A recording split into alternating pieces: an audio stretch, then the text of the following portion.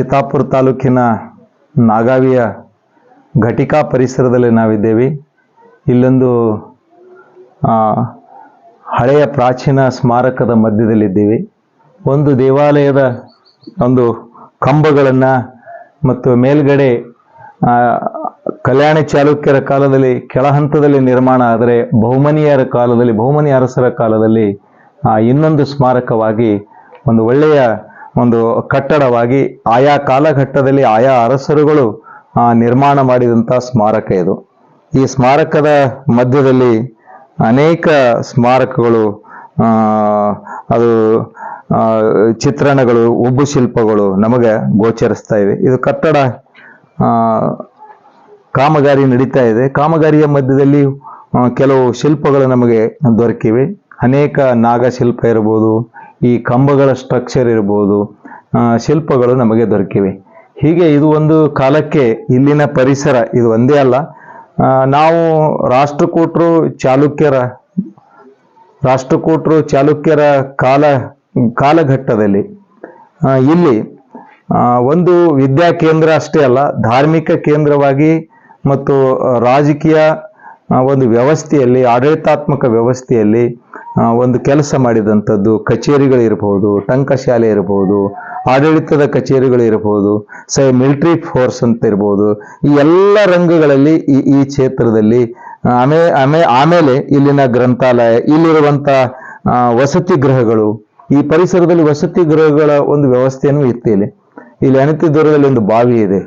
ಹೀಗೆ ಒಂದು ಥರದಲ್ಲಿ ವಿದ್ಯಾರ್ಥಿಗಳಿಗೆ ಅನುಕೂಲವಾಗುವಂಥ ಎಲ್ಲ ವ್ಯವಸ್ಥೆ 8, 9, 10, 11ನೇ ಶತಮಾನದವರೆಗೆ ನಿರಂತರವಾಗಿ ನಡೀತದೆ.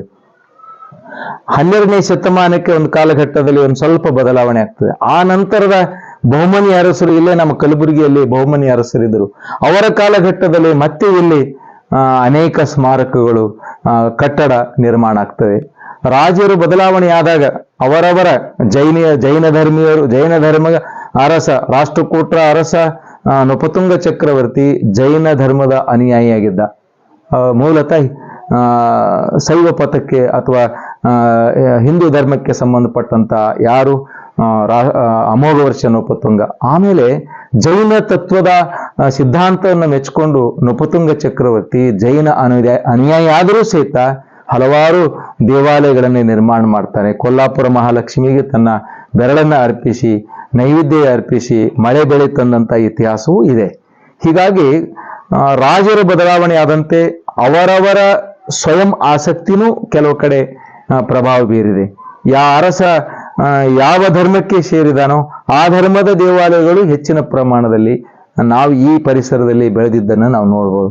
ಚಾಲುಕ್ಯರ ಕಾಲದಲ್ಲಿ, ರಾಷ್ಟ್ರಕೂಟರ ಕಾಲದಲ್ಲಿ ಜೈನ ಬಸದಿಯು ನಮಗೆ ಇಲ್ಲಿ ಸಿಗ್ತವೆ. ರಾಷ್ಟ್ರಕೂಟರ ಕಾಲದಲ್ಲಿ ಶೈವ ವೈಷ್ಣವ ದೇವಾಲಯಗಳು ಸಿಗ್ತವೆ.